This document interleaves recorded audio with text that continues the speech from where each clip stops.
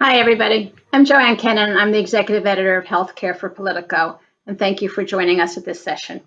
We have three people with us today, three panelists. I've been told not to give long introductions, that you have the information, but very briefly, we do have Robert Bradway, who's the chairman and CEO of Amgen. We hope to have Sharon Smith, who's the vice president and chief medical officer of Prudential. We're still having some technical trouble. We're trying to get her in.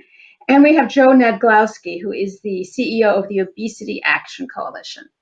Our topic today is chronic disease. And for those of you who swim in healthcare waters for a living, you know this, but we have a large audience, some of you from other sectors. So I'm going to just give you a little bit. Chronic disease is really where the burden of disease is. You hear a lot about, well, if we could cover catastrophic costs, that would fix things.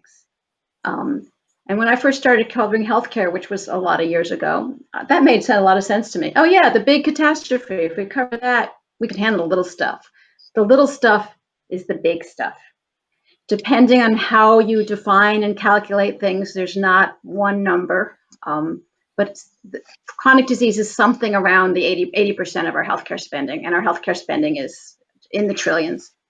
So we're going to talk today about both the burden of chronic disease, what we can do to prevent it, how do we better treat it, how do we treat it earlier, so even if we can't prevent it, we can prevent it from getting worse. By chronic disease, congestive heart failure, diabetes, obesity, osteoporosis, many mental disorders.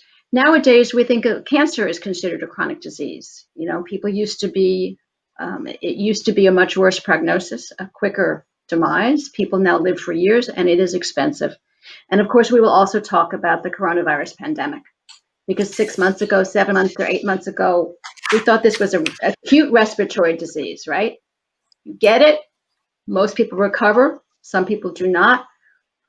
It is not just a respiratory disease, and it is not just an acute. It is not just an acute disease. People have lung problems, heart problems, neurological problems, kidney problems, fatigue, confusion, and some have it for a long time. And we don't know how long it'll be chronic. We don't know if everybody who's having these chronic problems now will be okay in a year or 5 years or never. And we don't know that some of the people who look fine now might not have a heart problem or a kidney problem or a neurological problem at some point down the road. This is a disease that just keeps surprising us, and none of the surprises have been good. So I think they're going to ready to have my panelists join me, begin to hear what they have to say about some of these issues. Great. Do we have Sharon? If she's on, she should just say hi. And if not, we'll wait and they'll keep working on her. She is joining shortly, so we'll come back to her. Okay, let me just start with, let me just ask each of the panelists one quick question to get us going. What's the thing that the biggest barrier? Just start with one, because we could actually be here for a month talking about barriers. But what do you really want to understand, your audience here to understand? We'll start with Bob, the barrier to really beginning to get a handle on chronic disease, because it is the financial burden and it is the cost burden. We live with it for years. Most of us are going to end up living with a whole bunch of chronic diseases. I think you're right, Joanne. And the biggest concern I have is that the economic incentives favor waiting for health repair rather than health prevention or preventive steps that could be taken to prevent chronic diseases becoming catastrophic diseases. So my biggest concern is that we live in a world where, again, the economics don't provide sufficient incentives for the healthcare system to predict who's at risk of illness and to prevent it from happening. Okay. And Joe, your focus is on obesity, but not only obesity. People who struggle with obesity, which you have reminded me is itself a disease, not just a risk factor for other diseases.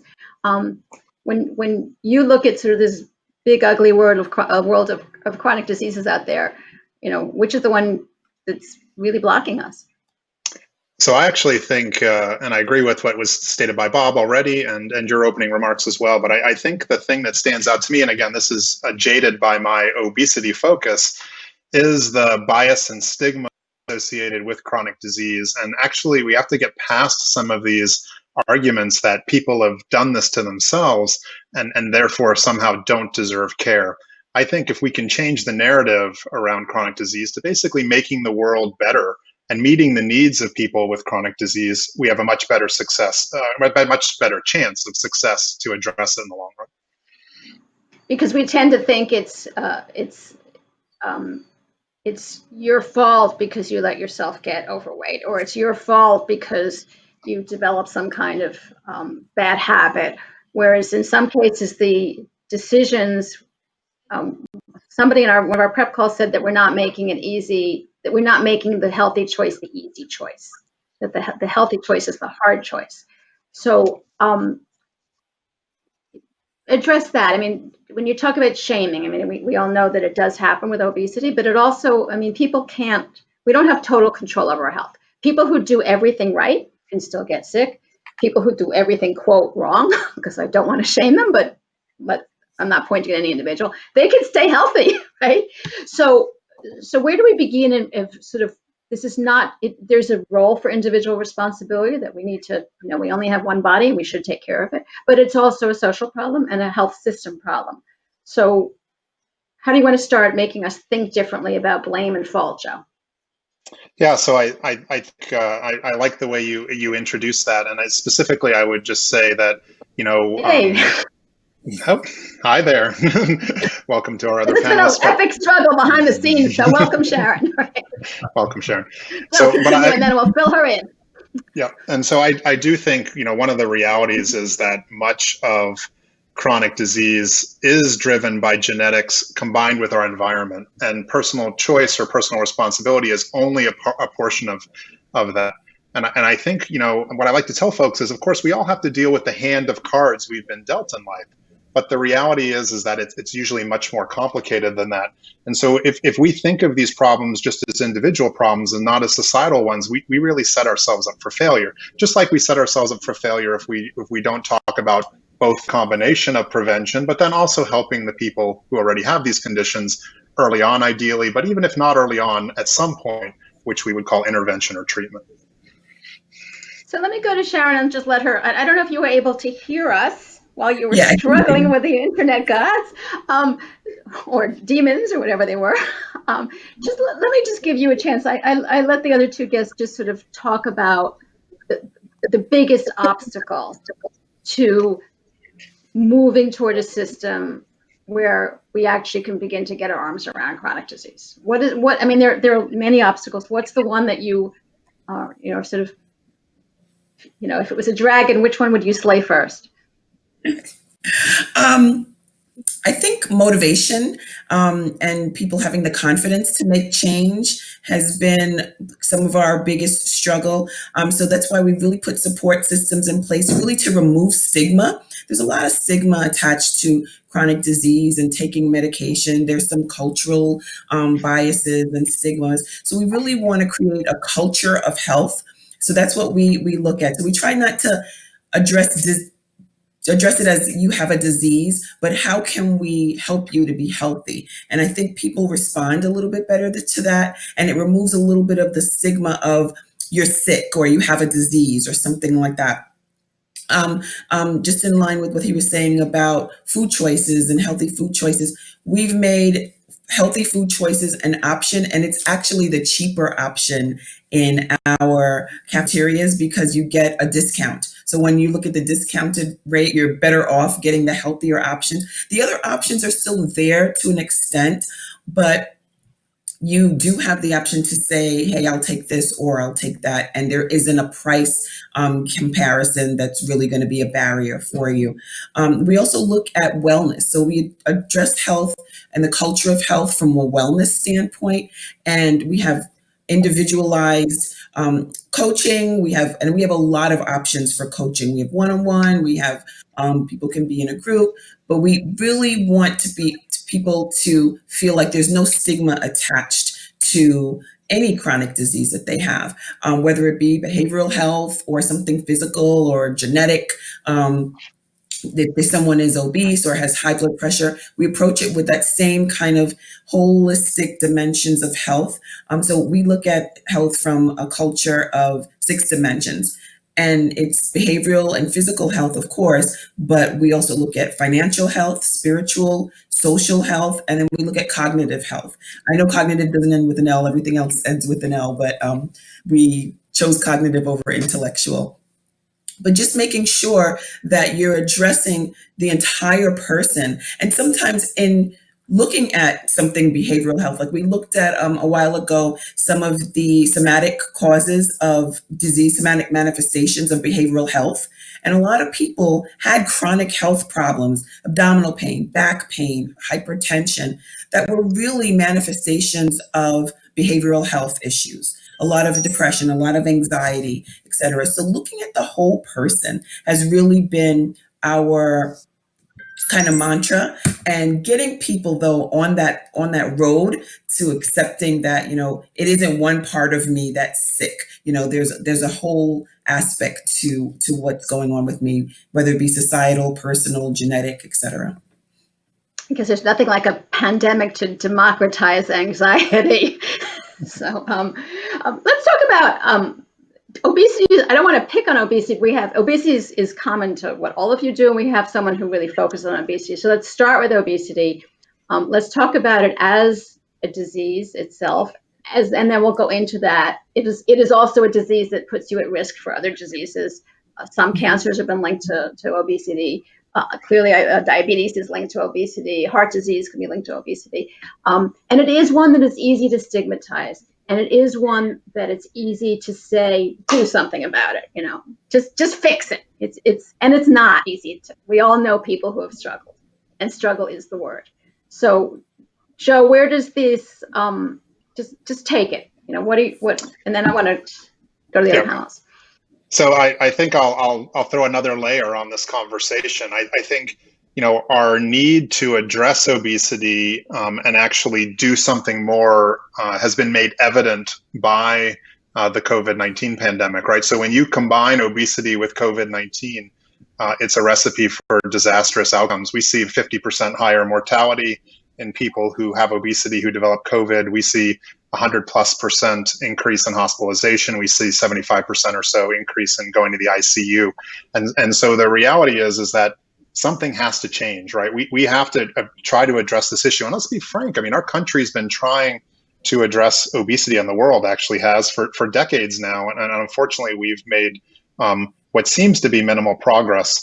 And so I think it is time for us to change the narrative and then recognize, I think, as we said in the opening comments, that we're not going to solve this just with prevention alone, and we're not going to solve this with just treatment alone. We have to find a combination of the two that makes it more possible for us to move forward. And just a call out, because I know we have a lot of corporate leaders in the audience today, is I would challenge you to take a look at your own care for your employees and what resources they have to address obesity. I have no doubt you probably have a wellness program and you have access to some community-based services that are all highly valuable, and we have some evidence around them. But I would challenge you to take a look at your health plan as well and look at what professional healthcare services are offering for your employees. Because I often find that I find well-meaning companies who then have barriers in their insurance policies that said, if I woke up this morning and said, today's the day I want to do something about my obesity, it's almost impossible for me to get that care. Even though technically I have it, I have to jump through so many hoops. It really turns people off. And that's not what we need to be doing right now. We need to be telling people, if you want the help, you can have it, because it's especially important now, because obesity can harm you today, not just tomorrow. That's what COVID proved to us, that obesity can harm you today.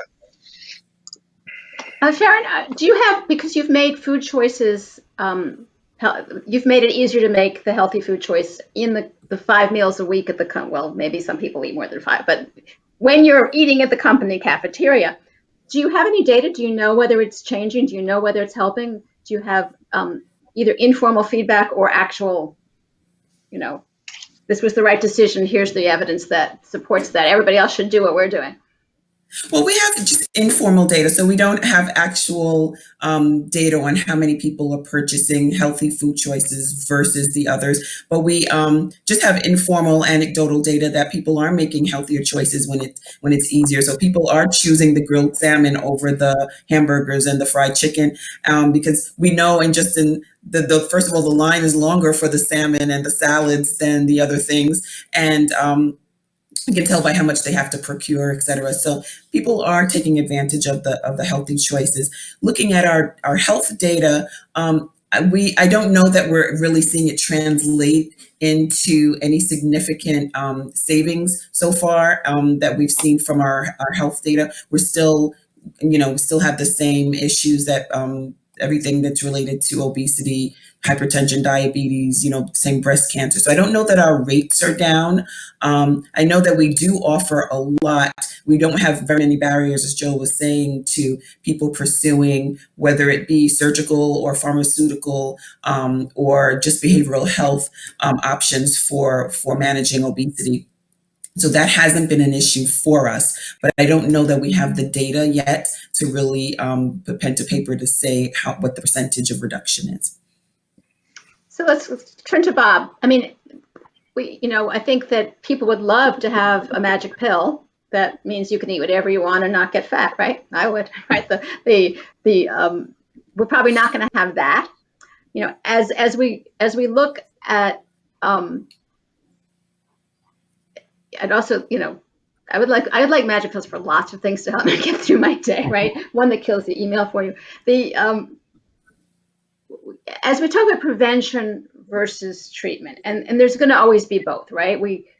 Until we figure out how to unlock the mystery of every disease, we are going to be dealing with, we want to prevent things. If you can't prevent it totally, you want to alleviate it. You want somebody to get sick later and not get as sick and not progress from being mildly sick to extremely sick. Your job is to sell medicine and to develop medicine and to both the science, to propel the science, and it's a business. You're selling medicine. If are we moving toward more of a preventive orientation, and is prevention going to be more of a pharmacological component? Because a lot of what we do is take drugs for chronic conditions for many, many months or years, many cases years. Yeah. So is that going to shift as we think differently? Or are we also going to take medicine differently? Well, first, the good news is, just to finish off the thought on obesity, I think the good news is there's a tremendous amount of research and development now in the area of obesity. There's a tremendous amount of work around the genetics of obesity. I'm glad that we've invoked the importance of genetics already when we think about chronic disease. I do think we are on the cusp of a wave of therapies that will help make a difference for the disease that is obesity and all the diseases that are unfortunately associated with obesity. But again, the question I have is whether we have adequate incentives in our system, whether it's in our corporate healthcare or whether it's in other forms of healthcare that are available for our citizens, Medicare, Medicaid, the Veterans Program, the insurance exchanges, incentives that favor identifying, predicting who's at risk, and then encouraging them to take the medicines necessary to prevent that risk from becoming a reality. And that's where I think our system breaks down today. So, Joanne, if you take cardiovascular disease, which again is the most prevalent and costly disease in our society today, and in fact, it's the most costly disease on the planet. If you take cardiovascular disease, that's an area where we can predict who's at risk of having a heart attack or stroke. We can know fairly well the individuals in a population based on their genetics, based on their health records that are at risk. And there are therapies that can reduce that risk, meaningfully reduce that risk.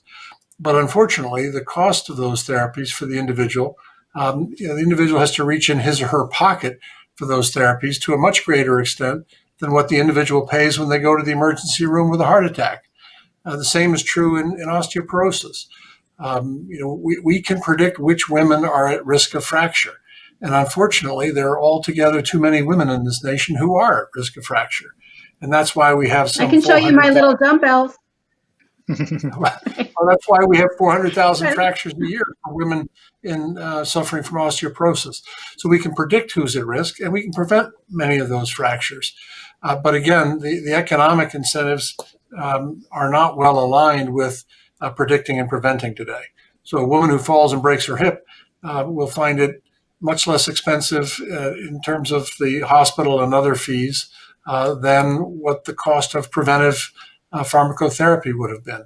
I think if we're going to take prevention of chronic disease seriously in this country, we need to look at what are the impediments to providing economic incentives for preventing those chronic diseases from developing in the first place. What else are you worried about? I mean, I think COVID is actually a good example in terms of like one of the problems with which we alluded to, or we talked about briefly, is that people do end up as they age, they end up with multiple chronic diseases. You end up with 4, 5, 6, you end up taking 12, 13 drugs. You have all these different doctors who may or may not be able to communicate electronically yet, making progress there, but it's still fragmented. How do you, and that's partly a Medicare payment policy. It's partly we're sort of moving toward a more, there are payment changes slowly coming into effect that do promote more chronic disease management and care management. But is COVID going to just sort of blow it up and make it an urgent thing? We've got to figure this out because these patients may be very complex and they're going to be all different ages and a lot of them. Well, one of the things that we're really concerned about right now is deferred care, right? The number of people, the percentage of people not getting, not just the cancer screenings. I think I saw a stat that said the cancer diagnosis rate was down by 40%, right? So not that 40% fewer people have cancer, but they're just not going for their screenings. People with chronic diseases, they're not going to the doctor. They're afraid to, depending on your state, either you're afraid to leave your house or you're afraid to step into any place where you think someone is sick or some combination of the two. So what does that mean for people with long-term chronic diseases who are not getting care? I've heard stats. I live here in New York City where people have had heart attacks because they were afraid to go to the emergency room because they didn't want to be exposed to COVID. So I think that's, as an employer and as a person, as a citizen of the earth, I think this is something that I worry about. How are we going to support the employees that we have to use all of the tools they have available to them to manage their chronic diseases in a time where accessing healthcare, like you said, is fragmented. All telehealth is not the same. There's some hospital systems that were ready to pick up the ball and running. I heard one of them say, "Look, we've been ready for telehealth for years, but no one was using it. So now, we're ready to pick up the ball, but some weren't as ready." Okay, so we're almost out of time. I want to give Joe and Bob a quick chance for a final thought. We began with like the biggest barrier. Where right now is quickly start with Joe and then Bob. What's the biggest opportunity? Let's start. I mean, I think sort of as a matter of principle, everybody should end on a high note in the world we're living in. Joe, quickly, we don't have a lot of time left. Yeah, so I do think the biggest opportunity is for us to change our approach to address obesity, which will help address some of these other chronic diseases. And that means a comprehensive prevention and treatment approach. One's not better than the other. We need both. Bob. I think Joe's right. And I would add that I think technology, including our understanding of human genetics, is making it much easier for us to predict. And the great news is innovation is making it easier for us to prevent. So I think we can move to a system that predicts and prevents disease rather than one that waits for things to break and then tries to fix them. And Sharon, the final couple of seconds we have left.